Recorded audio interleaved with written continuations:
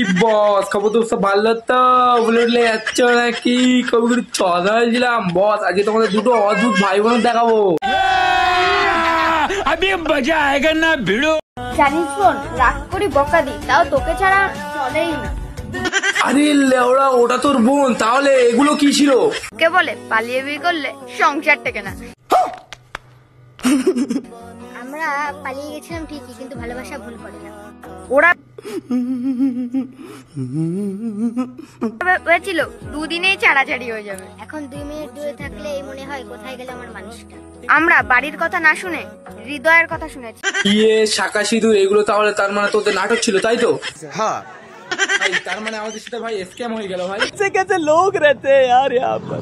Guys এরা তার মানে ভাই বোন গাইস, তাই জন্য ভাবি যে এদের মালগুলো দুজনের মুখের সাথে মুখের মিল আছে, মালগুলো দুটো জমজ। ঠিক বলেছো।